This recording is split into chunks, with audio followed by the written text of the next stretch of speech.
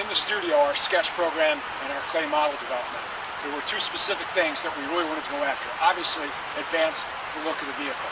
The second thing was we wanted the convertible and the sedan to have more of a kinship, more brother-sister than cousins. So when we started with the scale models, we actually had on one side of the car the sedan and the convertible on the other to see how they play off of each other, to understand the effects of both designs. What we discovered early on was, in fact, that the convertible would not just be a sedan with the top removed, but actually became its own animal. The car is 3 inches longer than the sedan, and we did that because from a utility standpoint, we wanted to have a very usable trunk space when the top is down. Sean's going to go through that later. I think that part of it is quite impressive. And what it meant to us aesthetically, though, was that the body side had to be reworked along with the convertible top itself.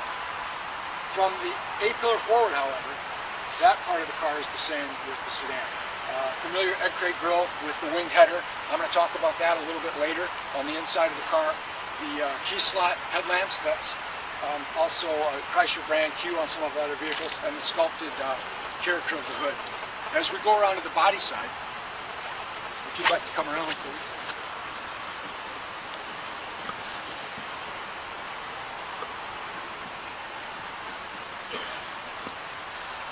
As I had mentioned before, the car is taller through the rear deck here, and what that really affected was what we call the A-line, this undercut A-line, which also, you can see that same character in the Sebring convertible, the sedan, the Crossfire, the Pacifica, and the minivan. So that's something that has a good family resemblance. But because the car is longer, we had to restrike all of these lines in the body side. And what we got was a nice 1/3, 2/3 proportion, which is kind of like 300. It has a good side view stance. And all of that blends nicely back into what we call the world tail lamp, which has all of the functionality and all the legal requirements for domestic and BUX. Another thing on the body side here, the height and the width. The vehicle is wider, it's more stable than it used to be, and also it has a 2.5-inch higher seating position, which is better for entry, exit, and also command of the road. The last part of the body side equation, which is probably the most important for the convertible, is obviously the top. And in the past, when we struggled with convertibles with the cloth top, we had a thing called roof sag or bow sag because of the cloth draping over the bows. You could never really get the top to look good in the up position. But with this new top, which comes in 3 different designs, or not designs, but character of vinyl, cloth, and sheet metal, they all use the same mechanism. All 3 of the tops look really good when it's up, because what it does for us aesthetically is it gives us a nice clean centerline section without all the hollow character that you would see in a typical cloth bow system. One other thing to notice is with that type of roof mechanism, we got a good blend between form and function in terms of a good-looking B-pillar, but one that doesn't have a giant blind spot like you would see typically in old tops from the past. So with that, Sean's going to lower the top here and launch the... A lot of flexibility in how we drop the top.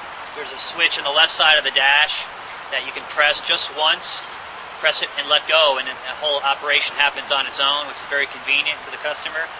And then you can also use the key fob and use that at a distance to drop the top. First thing you do is hit unlock, and then you'll hit the top once.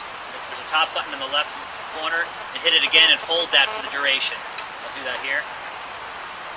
You hold the button, and the retractable hard top takes 30 seconds, and quicker for the soft top, which is about 27 seconds to complete this whole cycle.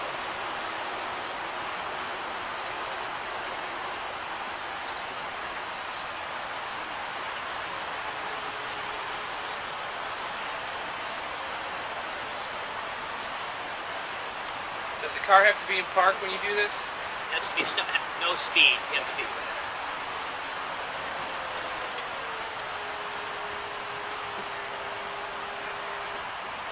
So, with that, I want to talk a little bit about the interior and this hard tonneau to start with, which works nicely with the sheet metal of the car, and that's on all 3 tops, so there isn't a change from the vinyl, from the standard top to the sheet metal one.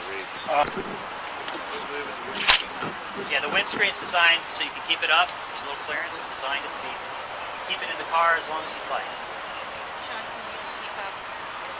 No, it's key fob is just for top down.